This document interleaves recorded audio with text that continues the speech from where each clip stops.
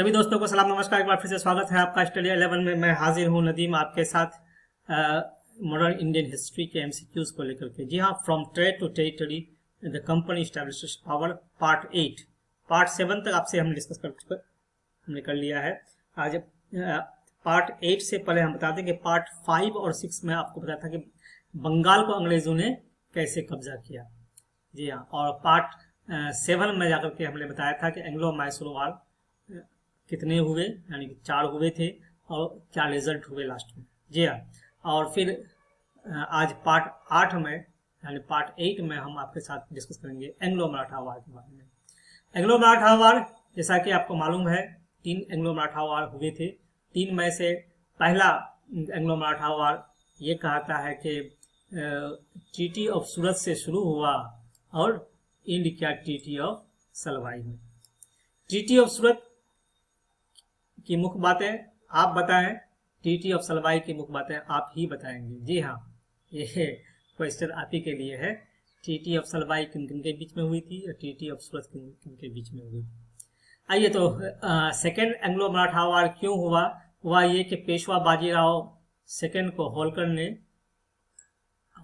उनको डिफीट किया, जिसकी वजह से एक ट्रीटी ऑफ बेसिन हुई। और ट्रीटी ऑफ बेसिन में दिसंबर 1802 में ट्रीटी ऑफ बेसिन में के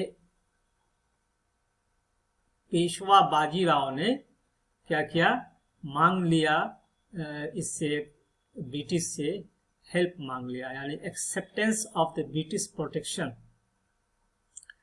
कर लिया।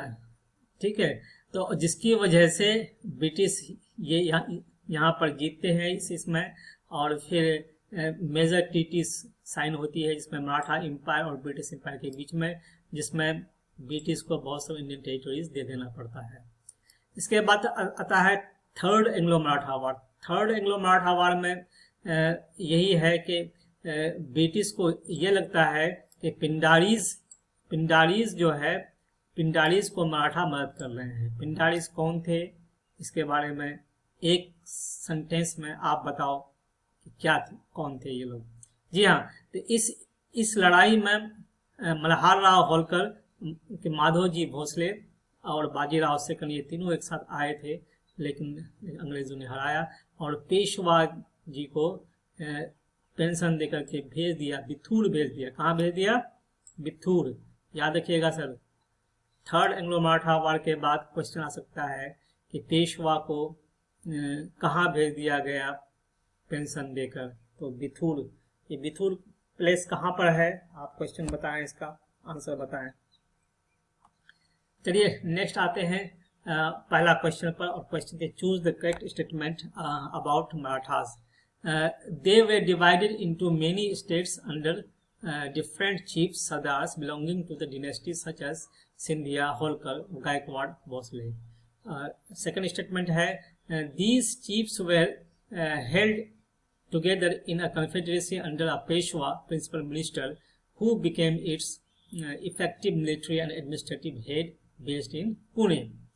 और तीसरा है कि महजी सिंधिया and नाना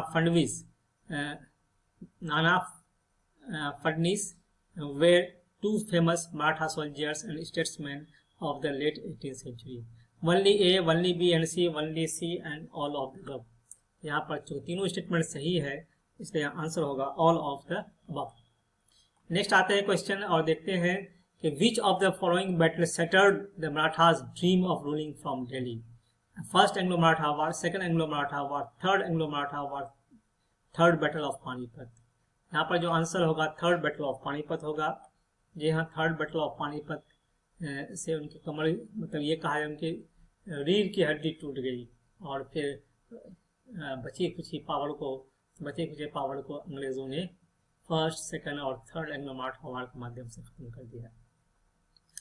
नेक्स्ट आते हैं, देखते हैं match the following factions of Marathas. जी हाँ, ये फैक्शंस यहाँ पर है। देखिए कि गायकवाड़ का हेडक्वार्टर कहाँ था, तो गायकवाड़ का जो हेडक्वार्टर था वो आप देख लीजिए बड़ौदा था। होलकर का कहाँ था, होलकर का इंदौर। जी हाँ, सिंधिया का कहाँ था, सिंधिया का ग्वालियर। जी हाँ, भोसले का कहाँ था? भोसले का बताइए, भोसले का। जी, भोसले का नागपुर।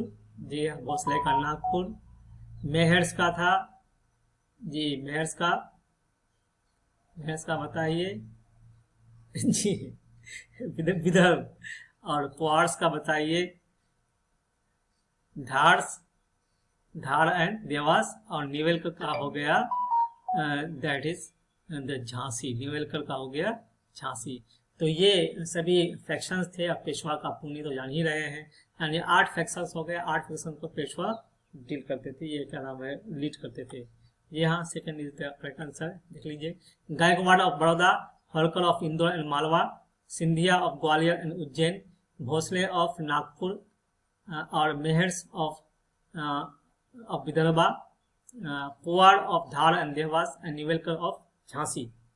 कभी कभी एग्जाम में कॉलम 1 कॉलम 2 से मिलान करने के लिए देता है, तो आपको ये याद रखना चाहिए। आइए देखते हैं, match the following war and treaties. First Anglo Maratha war, second Anglo Maratha war and third Anglo Maratha war. First Anglo Maratha war 1775 से लेकर के 1782 तक लड़ी गई।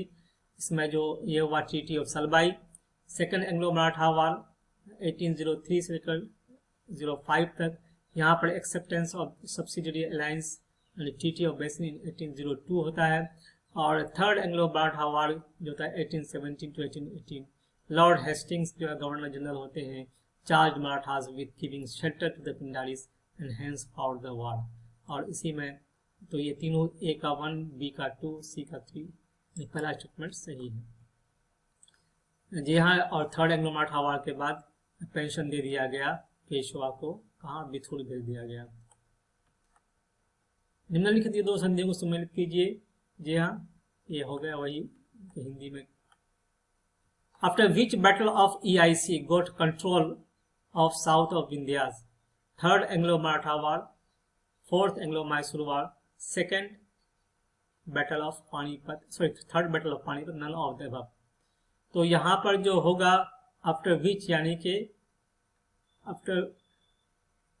After the fourth Anglo, sorry third Anglo Maratha war. जी हाँ, after the third Anglo Maratha war. यहाँ पर आंसर हमने गलत दिया है। जी हाँ, थर्ड एंग्लो मराठा वार होगा वहां पर। After which battle EIC got control of south of Vindhyas. Third Anglo Maratha war के बाद पूरा का पूरा साउथ ऑफ विंध्यास को अंग्रेजों ने कब्जा कर लिया। यहाँ पर द आंसर इज होगा third Anglo Maratha war. That's all my friends. यहाँ पर देख लीजिए, the Marathas were subdued in a series of wars. First war India related to Treaty of Salbai. There was no clear victor. Yeah, there was no clear victor. ध्यान रखिएगा इसको।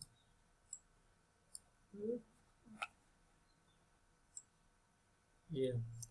और second Anglo-Maratha war में fought between different fronts, resulting in the British gaining Odisha and the territories north of Yamuna River, including Agra and Delhi.